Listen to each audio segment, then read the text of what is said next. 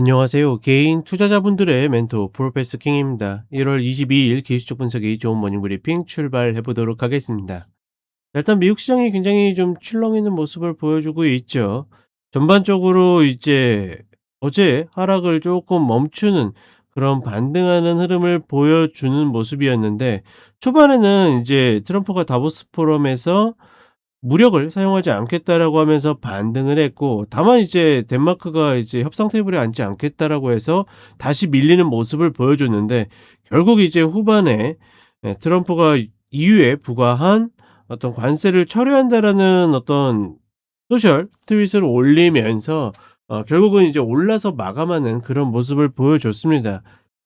그러니까 어제부터 굉장히 좀 수상했던 것 중에 하나가 선물이 현물에 비해서 굉장히 위에 있는 모습이었는데, 특히나 이틀 연속으로 계속 슈퍼 콘텐고의 그런 모습을 보여줘서 혹시나 얘네들이 노리고 있는 것이 과연 저런 타코의 흐름인가 싶었는데, 아니나 다를까 그런 흐름들이 나오는 모습이었고, 결국은 이런 식으로 움직이게 되면 문제는 미국 시장의 어떤 하방에 대한 변동성이 더 줄어들 가능성이 있다.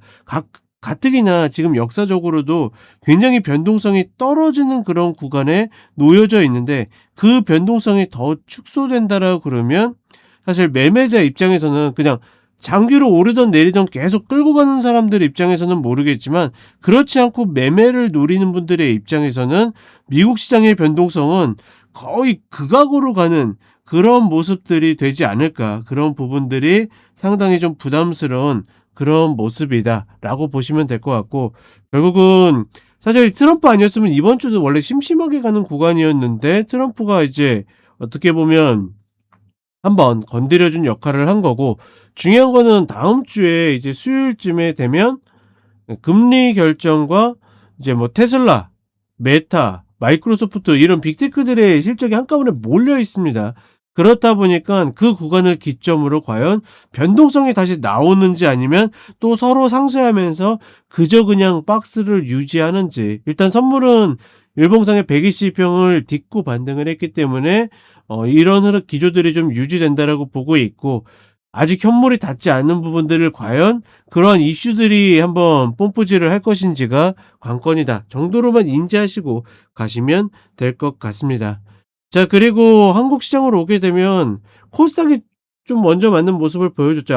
알테오젠이 좀 먼저 빠지면서 전반적으로 바이오 제약이 좀 출렁이는 모습을 보여줬는데, 누차 이야기하지만 최근에 미국장이 바이오 제약이 좀 올라오는 모습들이 있다라고 해가지고 우리 시장의 바이오 제약도 그럴 것이다라고 하는 거는 위치 자체도 틀리고 그간 많이 올라온 흐름들이 분명히 있었기 때문에 그런 쪽에 너무 신경 쓸 필요는 저는 없다라고 판단을 하고 있고, 다만 늘 이야기 드리지만 이런 시장의 추세가 만들어졌을 때 늘 후발대가 먼저 꺾인다라는 거. 어떻게 보면 코스피가 선발대, 코스피가 후발대의 모양새를 갖고 있기 때문에 뒤늦게 얘가 키를 맞추겠지라는 어떤 기대감으로 매수는 아니다라고 이야기 드렸죠. 그런 부분들을 인지하시고, 어제 이제 코스피가 개파락해서 장대 양봉을 만들었는데 과연 이제 오늘 갭상승해 가지고 음봉을 만들 것인지, 그게 만들어지기 시작하고 그게 반복되기 시작하면 보다 고가놀이다.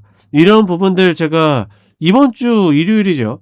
일요일 저녁 9시에 공개 방송이 있는데 거기에서 한 번 더 체크를 해 드릴 테니까 조금만 인지하시면 좋을 것 같고, 결국은 지금 구간에서는 글쎄 미국은 그나마 포지티브 박스기 때문에 내려오면 할 것들이 있는데, 한국 시장은 그런 모습도 안 보여주고 있기 때문에 한국 시장은 여전히 좀 건망적인 형태로 가야 되지 않을까. 그나마 원자재에서 좀 할 만한 게 있었는데, 제가 지난 공개 방송 때도 이야기 드렸죠. 연간 시황 해드리면서 이 다음 시간에 원자재를 해드리겠다 했는데, 그 부분도 같이 이번 주 일요일 날 체크해 드리도록 하겠습니다. 자, 간단하게 차트 보도록 하겠습니다.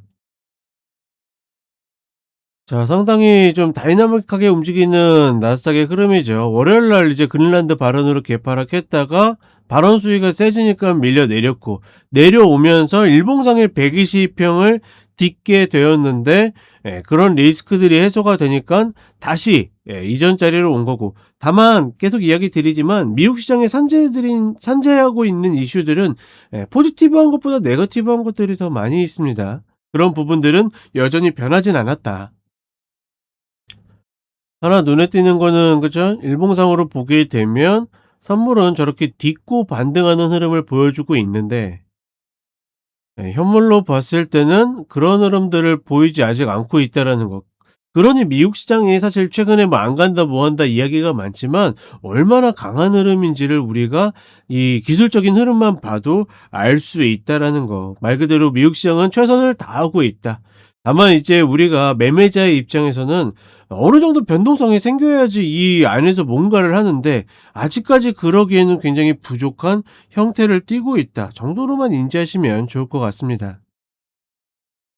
그리고 한국 시장으로 오게 되면 어제도 대단했죠. 땡 하자마자 시장을 살려내는 모습이었고 특히나 1.5% 정도 개파락했었는데 전일 야간 선물이 버텼었던 어떤 그런 이유를 좀 보여주는 모습이었고 여전히 어떤 이 시장의 세력들의 입장에서는 한국 시장이 꺾이길 딱히 바라지 않는 모습이 좀 더 강하다.